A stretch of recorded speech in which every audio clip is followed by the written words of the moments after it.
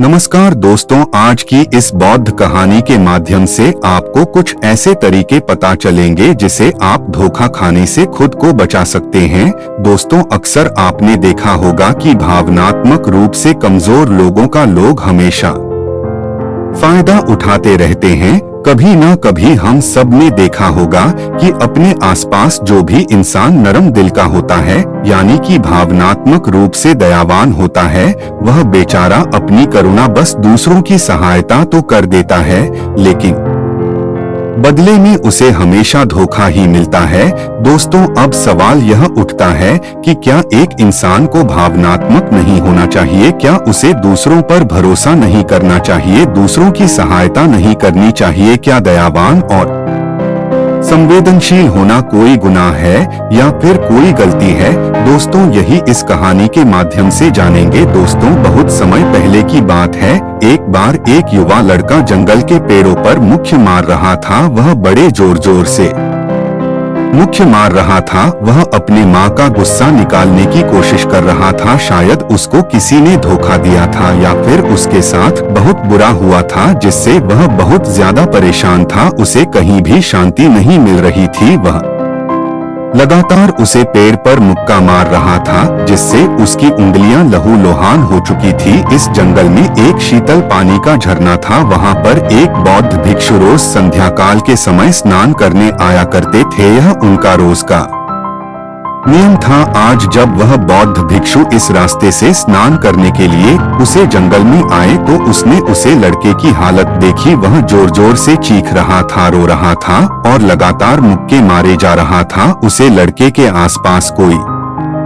मौजूद नहीं था। इससे उसे युवक की चिंता होने लगी। बौद्ध भिक्षु ने सोचा कि कहीं मैं इसे ऐसे ही छोड़ दूं और कहीं यह आत्महत्या कर ले। तो ऐसे विचार आने के बाद भी वह कुछ नहीं बोले और लगातार उसे युवक की तरफ देखे जा रहे थे। भिक्षु एकदम चुपचाप खड़े हुए थे। उसने युवक से कुछ नहीं बोला, कुछ नहीं कहा, बस वह उसकी लगातार देखता रहा कुछ देर तक। तो युवक ने उसे भिक्षु को नजरअंदाज किया, लेकिन कुछ देर बाद उसे अजीब सा लगने लगा।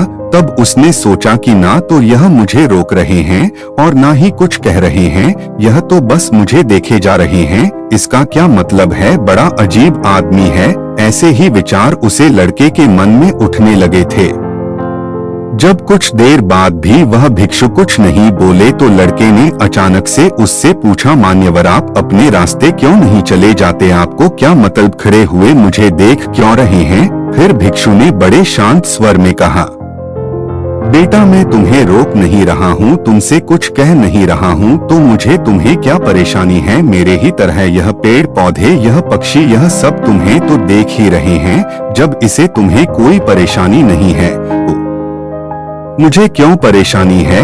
यह सुनकर और लड़का जोर से चिल्लाकर बोला, मुझे सबसे परेशानी है, मैं सबसे नफरत करता हूँ। यहाँ पर सब धोखेबाज गद्दार होते हैं, कोई किसी का नहीं होता इस दुनिया में। और इस तरह बोलते बोलते वह फूट फूट कर रोने लगा और रोए जा रहा था और बौद्ध भिक्षु उसे देखे जा रहे थे। वह उसे चुप करने की कोशिश भी नहीं कर रहे थे।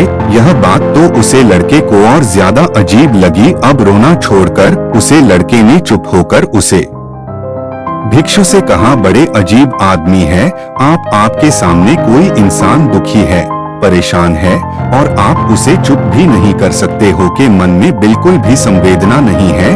आपको अपने साधु होने पर लाजमी होना चाहिए और ऐसे ही न जाने क्या क्या जली कटी बातें। वह युवक उसे भिक्षु को सुनने लगा। कुछ देर बाद जब युवक का सारा गुस्सा निकल चुका था, तब भिक्षु ने बड़े ही शांत स्वर में कहा कि आज मैं तुम्हें कंधा दे सकता हूँ, तुम्हारे आंसू पूछ सकता हूँ, लेकिन इससे तुम्हारी समस्या का समाधान नहीं होगा। कुछ देर के लिए तुम्हारा मन बहल जाएगा, बस उसके बाद वही जिंदगी, वही लोग जो तुम्हें आज कंधार देने के लिए भी तुम्हारे पास नहीं है।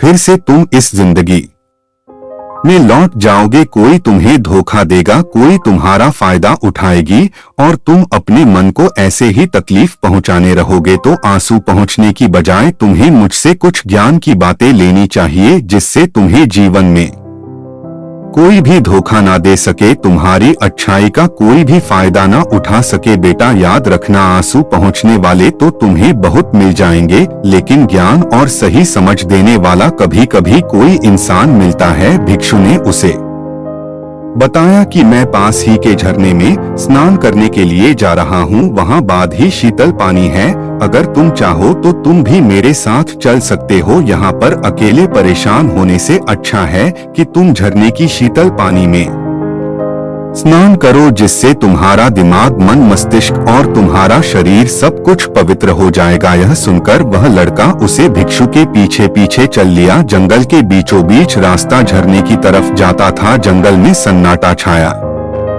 हुआ था। उनके पैरों तले सूखे पत्तों की चरमराने की आवाज पूरे जंगल में गूंज रही थी। आज पूर्णिमा की रात थी और आसमान में चांद अपनी उजली रोशनी उसे जंगल में फेंक रहा था। उसे रोशनी में दोनों उसे झरने की तरफ बढ़ते चले जा रहे थे। रास्ते में चलते चलते उसे युवक ने उसे भिक्षु से कहा, मान्यवर आपकी जिंदगी मस्त है, आपको किसी चीज की कोई परेशानी नहीं है। क्या आपको पता है कि दुनिया में कैसे कैसे लोग बसते हैं, कितने धोखेबाज, कितने मुख्तार, और सबसे बड़ी बात, अपने लोग ही धोखा देते हैं जिसे हम प्रेम करते हैं, जिनको हम अपना मानते हैं। जब उन्हें से धोखा मिलता है तो कैसा महसूस होता है। कभी कभी तो ऐसे लगता है कि भोले और दयालु लोगों के लिए यह दुनिया नहीं बनी है, यह सिर्फ धोखेबाजों के लिए है, मैकरों के लिए है। वही यहाँ पर फलते फूलते हैं, वही आनंद से जीते हैं, और हमारे जैसे लोग जो दूसरों की सहायता करते हैं, दूसरों को अपना मानते हैं, वह हमेशा जीवन भर दुख में रहते हैं। यही जीवन की सत्यता है और यही संसार है जिसमें हमें रोज घट घट कर मारना पड़ता है। आपने सही किया, ऐसी जिंदगी को त्याग दिया, पीछे छोड़ दिया। बस अपने में मत, किसी से कोई परेशानी नहीं है, किसी की कोई चिंता नहीं है। मैं भी सोचता हूँ कि मैं भी संन्यास ले लूं, छोड़ दो इस दुनिया को। यह सुनकर उसे भिक्षु ने कहा, बेटा तुम्हें क्या लगता है सन्यासी जीवन बहुत आसान होता है? भिक्षु ने बड़े शांत स्वर में कहा कि तुम्हें तो 2 वक्त की रोटी तो शांति से मिल जाती है, हमें तो कभी कभी वह भी नसीब नहीं होती। अगर मिल जाए तो हम खा लेते हैं, वरना हमें तो भूखा ही सोना पड़ता है। यही सन्यासी जीवन है, हमें हमेशा नीचे सोना पड़ता है, सिर्फ एक लंगोट में रहना पड़ता है, चाहे कैसा भी मौसम क्यों ना हो। बेटा यह सब तुम्हें आसान लगता है तो तुम भी सन्यासी बन जाओ। फिर युवक ने कहा कि आप कहते तो ठीक ही है, संघर्ष तो दोनों तरफ है, सांसारिक जीवन में भी और सन्यासी जीवन में भी। वैसे सांसारिक जीवन भी अच्छा है, वैसे सांसारिक जीवन भी अच्छा है, लेकिन तब तक जब तक घर परिवार में सुख शांति बनी रहे, धोखा ना मिले, हमारे लोग हमारा फायदा ना उठा, हमसे झूठ ना बोले, हमें धोखा ना दे, तो जीवन जीने का आनंद होता है, वरना तो जीवन नर्क हो जाता है। फिर भिक्षु ने कहा, देखो संन्यास अपने मन से लिया जाता है। जब हमारा मन कहता है कि हमें संन्यास के मार्ग पर सफलता हासिल करनी है, आगे बढ़ाना है, तो ही सन्यासी जीवन सफल हो पाता है। लेकिन तुम अपने घर से परेशान होकर, दूसरे लोगों से परेशान होकर सन्यासी बनना चाहते हो, तो तुम्हारा सन्यासी जीवन भी कभी सफल नहीं होगा। इससे अच्छा तो तुम सांसारिक जीवन में अगर कुछ तरीके, कुछ नियम अपनाओ, तो दूसरे लोग तुम्हें धोखा नहीं दे पाएंगे। सबसे पहले तो यह समझो कि धोखा उन्हें ही मिलता है जो भावनात्मक रूप से कमजोर होते हैं, जिनके दिल जल्दी पिघल जाता है, जो दूसरों को दुख में नहीं देख पाते। ऐसे लोगों के साथ धोखे होने की संभावना ज्यादा होती है, क्योंकि कोई भी आदमी अपनी परेशानी बताकर, अपने को दुख में बात कर तुम्हारा फायदा उठा सकता है। क्या पता वह झूठ बोल रहा हो या वह दुखी होने का नाटक कर रहा हो, लेकिन आपको तो सच ही लगेगा।